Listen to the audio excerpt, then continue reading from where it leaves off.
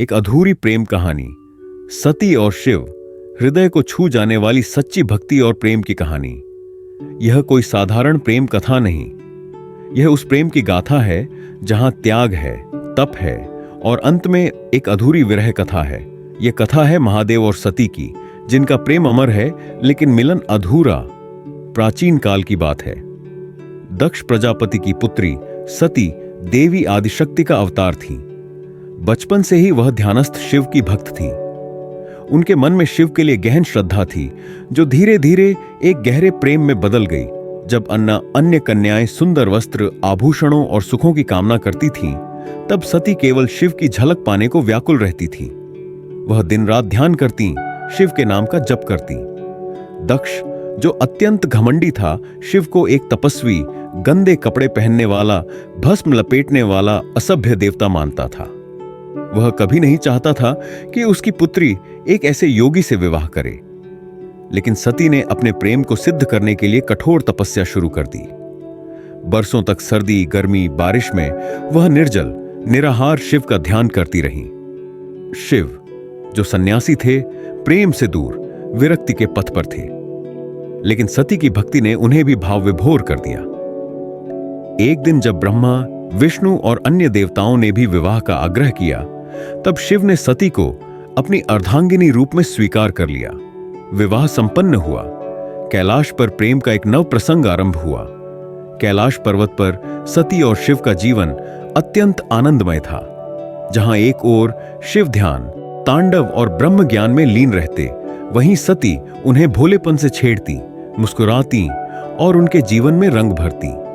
शिव, जो भूतों के स्वामी थे, जिन्होंने संसारिक सुखों से संन्यास लिया था, वह भी सती के प्रेम में पिघल चुके थे। उन्होंने सती के लिए सौंदर्य, संगीत और हास्य के दरवाजे खोल दिए थे। सती कहती, प्रभु, आप तो त्रिलोकों के स्वामी हैं, पर मेरे लिए बस एक प्रेमी है। और शिव हंसते हुए कहते, तुम मेरी शक्ति हो सती, मैं तो बस एक शून्य हूं। उनके प्रेम में कोई दिखावा नहीं था। वह शुद्ध, निस्वार्थ और दिव्य था। लेकिन इस प्रेम को विधाता की दृष्टि शायद स्वीकार नहीं थी। एक दिन दक्ष ने यज्ञ का आयोजन किया, एक भव्य विशाल राजसी यज्ञ। सारे देवताओं को आमंत्रण भेजा गया, पर शिव को नहीं। क्यों? क्योंकि वह अब भी शिव को एक अयोग्य दामाद मानता था। सती को जब यह बात ज्ञात हुई, तो उनका हृदय व्याकुल हो उठा। उन्होंने शिव से कहा, मैं अपने पिता के घर जाऊंगी। शायद उन्होंने भूलवश आमंत्रण न भेजा हो। शिव ने विनम्रता से कहा, हे सती, जहां अपमान हो, वहां जाना केवल शरीर का जाना होता है, आत्मा का नहीं। परंतु प्रेम में तर्क कहां होता है। सती गई और वह दृश्य देखा जो उनके जीवन का सबसे बड़ा दुःस्वप्न था। यज्ञ में शिव का अपमान किया जा रहा था। दक्ष व्यंग्य कर रहा था, वह कौन योगी है जो श्मशान में नृत्य करता है, भस्म लपेटता है, गले में सर्प लपेटे फिरता है और उसे तुम भगवान कहती हो। सती का कलेजा कांप गया। उन्होंने सबके बीच घोषणा की, जिस पिता ने मेरे पति का अपमान किया, वह मेरा कोई नहीं। मैं उस शरीर को और नहीं रख सकती जिसे ऐसे कुल में जन्म मिला। और सती ने उसी यज्ञ कुंड में कूदकर अपने प्राण त्याग दिए। जब यह समाचार कैलाश पहुंचा, शिव का हृदय जल उठा। वह न रोए न चीखे, बस मौन हो गए। उनका मौन ही उनके भीतर की पीड़ा की गूंज बन गया। उन्होंने सती के शरीर को उठाया और विक्षिप्त की भांति ब्रह्मांड में घूमते रहे। उनकी आंखों से अश्रु नहीं, अग्नि बरस रही थी। हर स्थान जहां सती का अंग गिरा, वह शक्तिपीठ बन गया। शिव ने तांडव किया, प्रलयंकारी तांडव। उनकी जटाएं खुल गईं, त्रिनेत्र जलने लगे, गगन कांप उठा। देवताओं ने देखा, यह शिव नहीं, यह प्रेम में टूटा हुआ पागल एक पति है, जिसकी पत्नी उसे छोड़ गई। समय बीता। सती ने पुनः जन्म लिया, हिमवान और मैना की पुत्री पार्वती बनकर। वह फिर से शिव की तपस्या करने लगी, पर शिव अब सन्यास की गुफाओं में समाधि में खो चुके थे। पार्वती ने फिर से वर्षों तक कठोर तप किया।